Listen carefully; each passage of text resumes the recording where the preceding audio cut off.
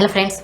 दोस्तों, आज हम एक ऐसे विषय के बारे में बात करने वाले हैं जिसकी शुरुआत तो अंग्रेजों ने की थी, लेकिन आज के समय में ये हमारे देश की एक प्रतिष्ठित संस्था है जो देश के लाखों स्कूलों और कॉलेजों में संचालित किया जा रहा है, जिसे ज्वाइन करने के बाद आपको भारत के तीनों सेनाओं यानी कि जल, थल और वायु सेना में भर्ती होने में काफ़ी मदद मिलती है। दोस्तों, आपने एनसीसी का नाम तो सुना ही होगा। ये एक ऐसी संस्था है जो स्कूल और कॉलेजों में पढ़ने वाले बच्चों को न सिर्फ सेना की ट्रेनिंग करवाती है, बल्कि छात्रों को सेना में शामिल होने से पहले उन्हें सेना के तमाम नियम और तौर तरीके को सिखाती है। कुल मिलाकर कहें तो इसे ज्वाइन करने वाले छात्र सेना में ज्वाइन करने से पहले ही एक सैनिक के तौर पर काम करने के लिए काफ़ी हद तक तैयार हो जाते हैं।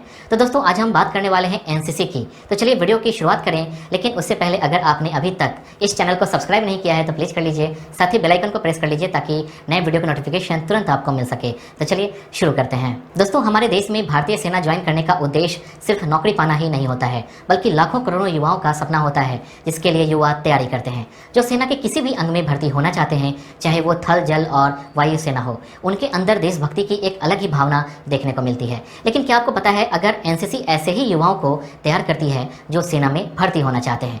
दोस्तों, आज के इस वीडियो में हम जानेंगे एनसीसी होता क्या है, यह क्या काम करता है और इससे जुड़े तमाम सवालों के जवाब आपको इस वीडियो में मिल जाएंगे। तो अगर आपके मन में भी एनसीसी को लेकर कोई सवाल है तो आप इस वीडियो को अंत तक देखें, आपका सारा कन्फ्यूजन दूर हो जाएगा। तो चलिए वीडियो की शुरुआत करें। उससे पहले उन टॉपिक्स को जान लेते हैं जिस पर हम चर्चा करने वाले हैं। एनसीसी क्या है, एनसीसी का इतिहास क्या है, इसमें क्या होता है, इसका लक्ष्य क्या है, एनसीसी के नियम क्या हैं, एनसीसी कौन कौन ज्वाइन कर सकता है, एनसीसी के झंडे में 3 रंग किसका प्रतीक है, एनसीसी सर्टिफिकेट के फायदे क्या हैं। दोस्तों, अगर आपने एनसीसी से जुड़े इन टॉपिक्स के बारे में जान लिया तो आपको इसे लेकर जो भी कन्फ्यूजन है वो दूर हो जाएगा। तो चलिए वीडियो की शुरुआत करते हैं अपने पहले टॉपिक से। एनसीसी क्या है?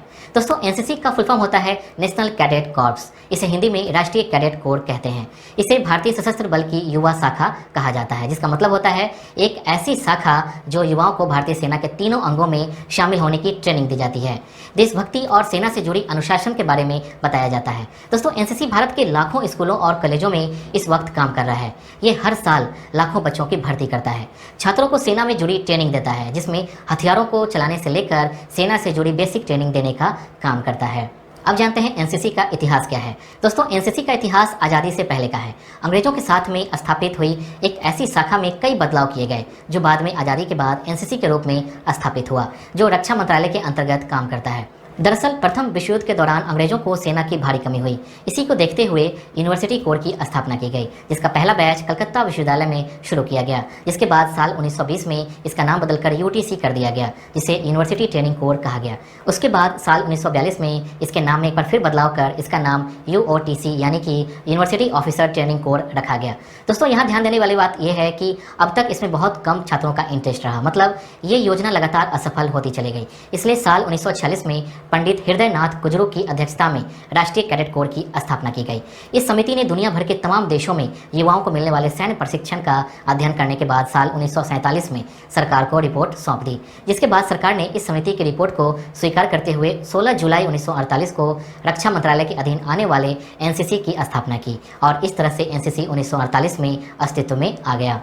अब जानते हैं एनसीसी में क्या होता है। दोस्तों, एनसीसी हमारे देश के कॉलेज और स्कूलों में बच्चों को दी जाने वाली सेना की ट्रेनिंग का ही एक हिस्सा है। एनसीसी के छात्रों को सेना से संबंधित सभी तरह की ट्रेनिंग दी जाती है।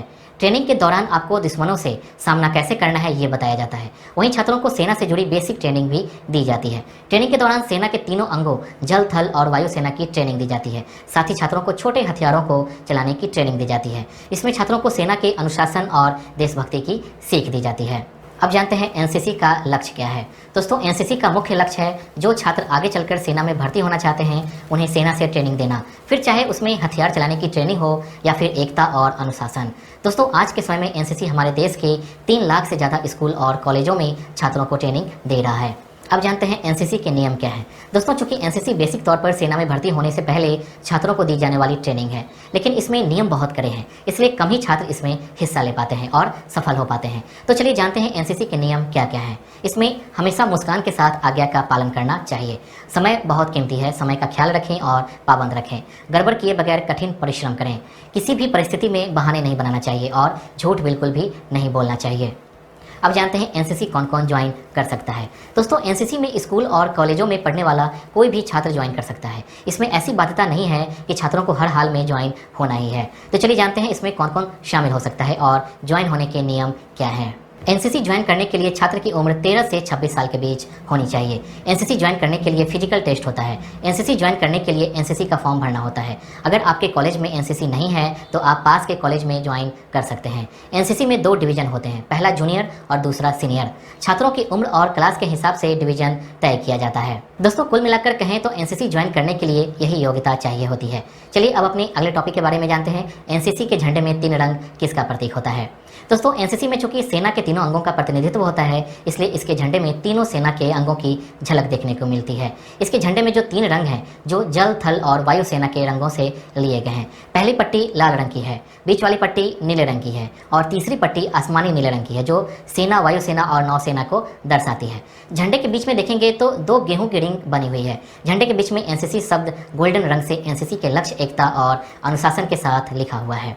अब जानते हैं एनसीसी सर्टिफिकेट के फायदे क्या हैं। दोस्तों, जैसा कि आपको पता है कि एनसीसी में छात्रों को सेना से जुड़ी ट्रेनिंग दी जाती है। इसलिए आने वाले वक्त में जब भी आप सेना के किसी भी अंग, चाहे थल सेना हो, वायु हो या फिर इंडियन नेवी, इसमें शामिल होने में आपको कई तरह की छूट दी जाती है। तो चलिए जानते हैं इसके फायदे क्या क्या हैं। एनसीसी कैडर के लिए सशस्त्र बल में अलग से सीट रिजर्व होती है। आपको डायरेक्ट एंट्री मिल जाती है। आपको सिर्फ इंटरव्यू और मेडिकल निकालना होता है। आपको आगे की पढ़ाई करने के लिए बहुत सी स्कॉलरशिप भी मिलती है। बहुत से कॉलेज और यूनिवर्सिटी में एडमिशन के समय एनसीसी सर्टिफिकेट कैंडिडेट को वरीयता और छूट मिलती है।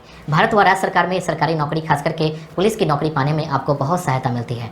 अन्य अभ्यर्थियों के मुकाबले एनसीसी कैडेट्स को ज़्यादा महत्व दी जाती है। दोस्तों, इस वीडियो के लिए बस इतना ही। उम्मीद करता हूं कि आपको ये वीडियो पसंद आई होगी। आपको नेक्स्ट वीडियो किस टॉपिक पर चाहिए, आप हमें कमेंट कर बता सकते हैं।